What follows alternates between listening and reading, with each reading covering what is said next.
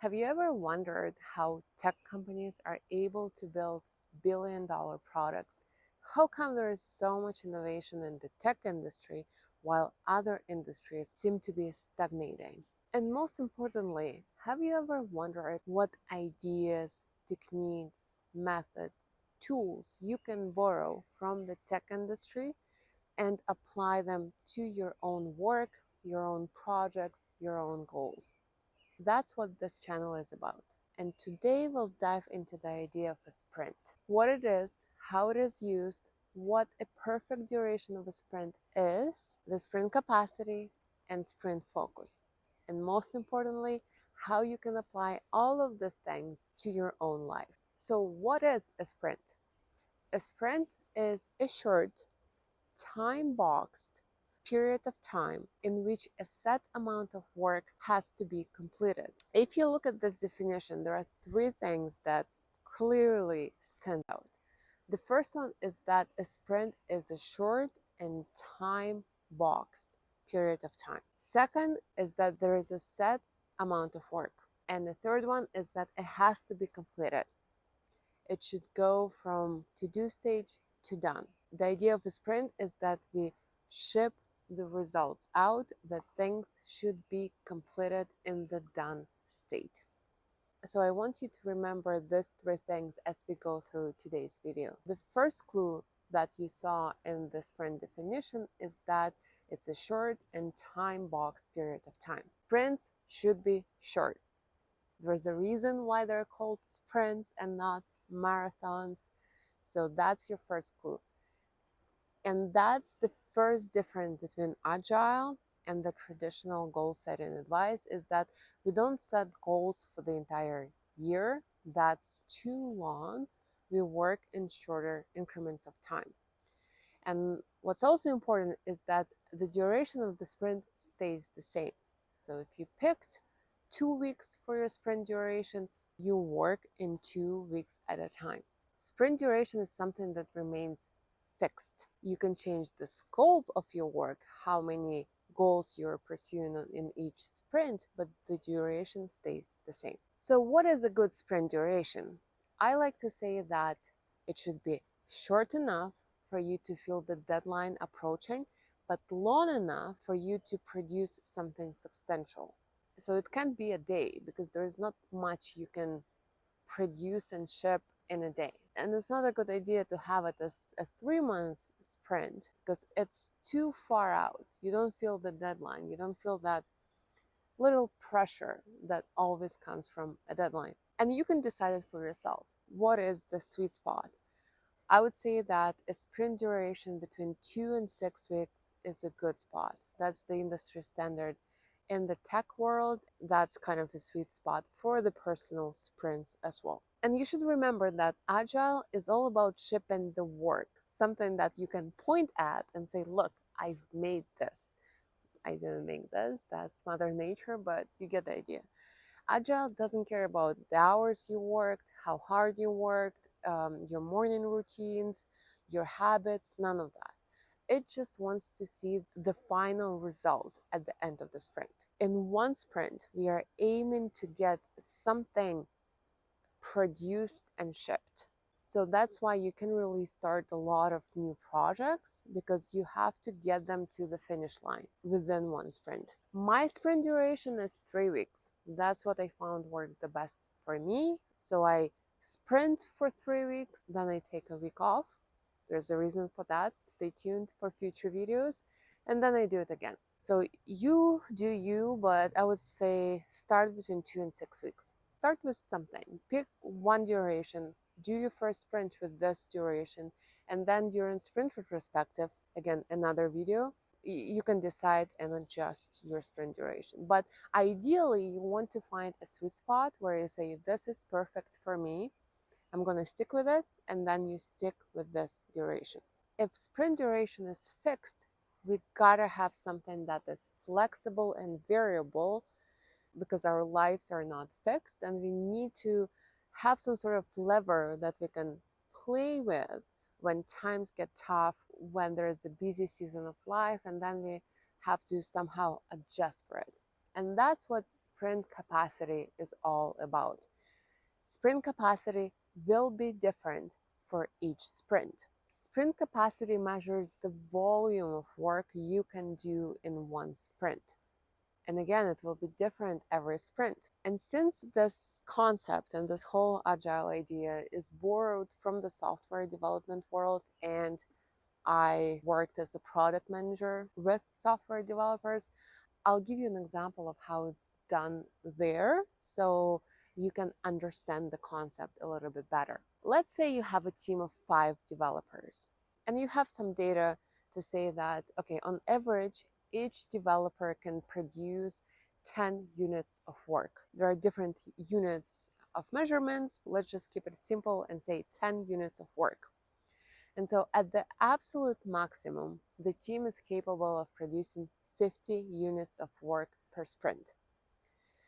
But then we also know that there is usually some work that needs to be done for customer support. There are some bugs, people are messaging, asking questions, customer support team is not well equipped to answer them, so they need some developers to jump in and all of that. So usually half of one developer's time is spent on customer support tickets. Now we can say that realistic capacity for a team is 45 units of work, because half of one developer is going to support 45 units of work. That's our sprint capacity. But then next sprint, it's summer, it's nice, people are going on vacation. So we have 2 developers that will be gone for the entire next sprint. So now our sprint capacity drops from 45 units of work to 25 because we have minus 20 units of work because they are on vacation. As a product manager, someone who plans what work needs to be done next sprint, you should only plan for 25 units of work. And then the following sprint, these people come back, maybe another person goes on vacation, we have 35 units of work. And then we have 45, and every sprint is different. Got it? So how can we apply it to our personal lives, to our personal projects and goals? Okay, so as you go through this agile journey, once you have few sprints under your belt, you will get an idea of how much work you can complete. It's not going to be some unit of measure, you'll just get a sense. Is it 3 projects that you can fully get to the done stage? Is it 5 projects? So for example, for me, it's 5 projects on a good sprint when I don't have a lot of things going on. So I have my regular workload, and then with the amount of time left from all the daily emails, meetings, calls with clients, and all of that, I have some time left on a daily basis. So that usually sums up to me being able to do 5 good projects per sprint. So the first step in the sprint planning session is that you check your calendar for the next sprint. How does it look like? Are you in a busy season of life? Are you traveling? Do you have a major deadline at work and you know that there will be a lot of last minute work? That leaves you with less time to dedicate to your own stuff. So this should be accounted for. Again, if you have kids, like how do their schedules look like? Are they packed and you have to drive them everywhere? Or is it a more flexible season in your life? Is it like Christmas and things are usually crazy around Christmas, so your sprint capacity goes down? 2 things to check: your calendar and also your workload. If you have a full-time job, check what's going on there. If you run your business, kind of think about what big things are happening next sprint. Are you fully available for your projects, or do you need to reduce the scope? And there are 2 things that you can adjust. The first one is the number of goals. So as I said, in my ideal sprint, I can do 5 major, good, substantial projects. But if I get busy, I can drop it down to 3. Or I can keep the number of projects the same, but then I would just reduce the scope of each of them. So instead of, let's say, renovating the entire bedroom, I would say this sprint I will only paint the walls. You can do one of the two. And sprint capacity is always something that is not shiny enough. People just want to skip and go to the next step, but please don't. Sprint capacity is very, very important. It's your investment in how you will feel by the end of the sprint. So if you don't skip this step, if you do calculate your sprint capacity, like again, you don't have to calculate a number. It's just like just check your freaking calendar and your workload. That's all you have to do. If you do that at the end of the sprint, you'll be in a place where you can be proud of yourself, feeling accomplished because you've planned the goals that are of the acceptable, sustainable size, something that you could complete in one sprint. I also like to look at it as self care. For me, self care is doing an act of kindness to my future self. So if I skip this step right now and I put too much on my plate, then my future self will suffer. She will get burned out. She will get frustrated, upset, will feel like a failure because half of her sprint goals will be incomplete. And I think that's a major, major difference between Agile and other goal setting techniques is that Agile accepts that you have seasonality in your life, that you have seasons when you're busy and you don't have a lot of time. You have seasons when you're more flexible and you have more time. You have seasons when you travel and you can really work too long. And so sprint capacity is what allows you to do a little, like to still ship meaningful results throughout the entire year. You just do it maybe at a different scale, and it's very, very flexible, but it allows you to stay consistent. I think consistency comes when you can adjust the volume of your productivity based on where you are at the moment. And these consistent steps are not the same today and next month. They can be different in terms of volume. One month you can like be really go in because it's February, there is nothing going on in February, so you have so much time. Of course, you're gonna finish 4 chapters of your book instead of one, but then summer comes around, you have birthdays and travel and all of that, then you'll be able to publish 1 chapter a sprint.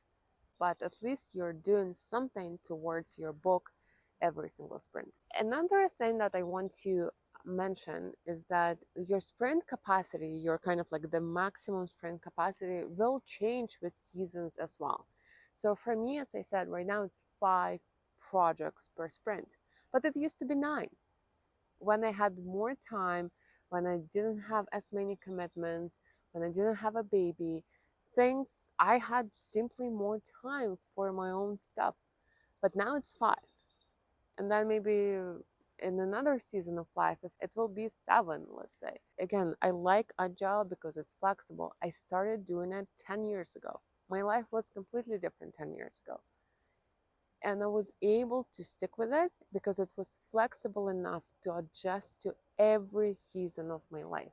And sprint capacity is one of the major tools how it was able to adjust to every season of my life. So, sprint capacity. If it's your first sprint, you have no idea how much work you can complete in your sprint. I would say start with this formula: 5 hours per week.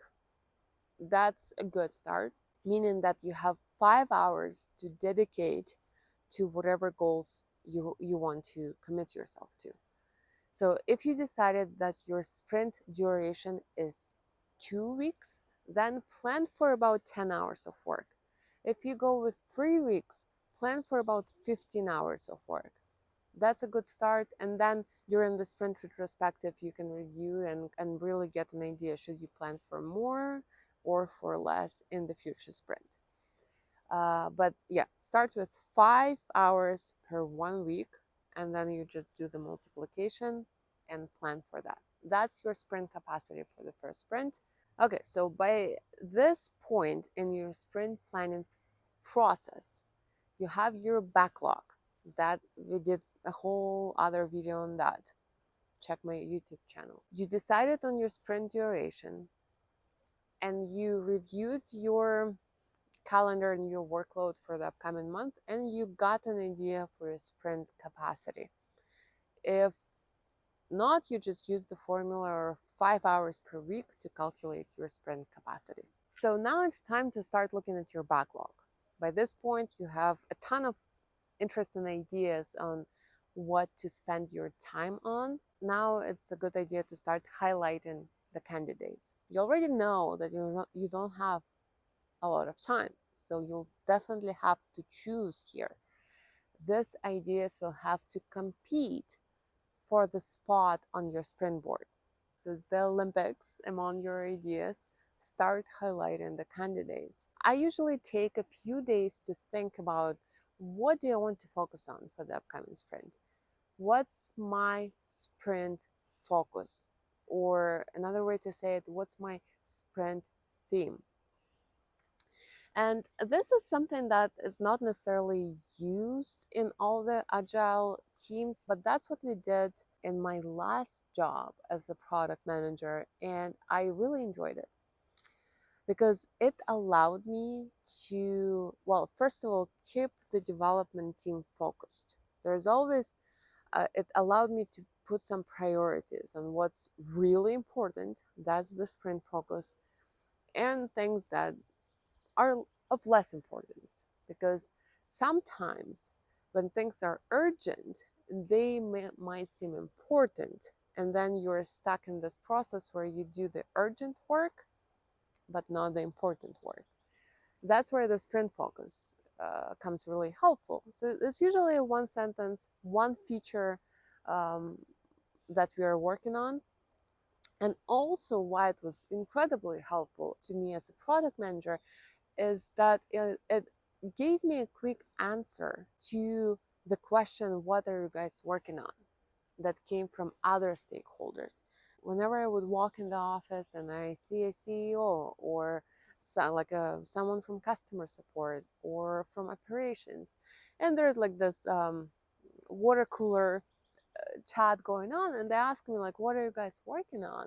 I can give them this one sentence saying like, oh, well, we are working on enabling SMS notifications, or we are launching a tracking page, or we are adding this functionality, or we are building integration with Shopify. So it's kind of like one sentence. It's substantial and important. Like, you want to say that you're working on something meaningful. And you can use the same trick that I kind of accidentally stumbled upon with the sprint focus. So here's how you can think about the sprint focus. During the sprint, if someone like your friend, your spouse, your kids will ask you, what are you working on these days? You can tell them this one sentence. It's like, well, I'm working on finishing my first chapter, working on finishing the basement. I'm working on decluttering the basement. I'm planning that family trip that we're taking this summer. And why it works to do it this way is because, like, when you imagine yourself in this scenario, you want to give people an answer that, I don't want to say sound impressive, but that it's meaningful, substantial, like big enough. You wouldn't put, well, I am working on, I don't know, doing dishes. You see the difference? It's kind of like you want to be able to say something that people would be like, oh, nice, cool, like really, and feel good about saying it. So pick your sprint focus. again, there are two ways that you can go about it. The first one is you pick the most important goal, even though you have time for more things, but this will be your top one, the most important one, your number one thing for the sprint. Or you can have a bunch of smaller goals, but they all have one theme. For example, if you're moving, like if you're moving from one house to another, there are a ton of things that you need to do, but the underlying theme of this all is moving. I am moving this month. Either your top priority goal or the overall theme for all the goals. In the next video, I'll talk about finalizing your sprint goals. You need to massage them a little bit before you put them on the sprint board. There are some things that you need to do to them in order to increase your chances of getting them to the completed state. A little teaser, the concept that I will be talking about in the next video is by far the most raved about concept on my blog and among the people that I taught it to. People love it. People say that it cures perfectionism, and I totally agree with that. So you definitely want to stay tuned for that specific video. And because it's so important, I want to dedicate the whole video to that. I don't want to mix it in today's video. I want to give a ton of examples, show you how it works in different cases. If you don't want to miss it out, subscribe to this channel. It's going to be the next video. But till then, you have your homework.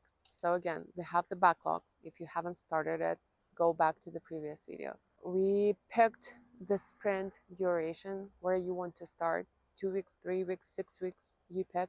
We reviewed your sprint capacity, again, calendar and workload, get an idea of how much time you can spend pursuing your own personal projects and goals.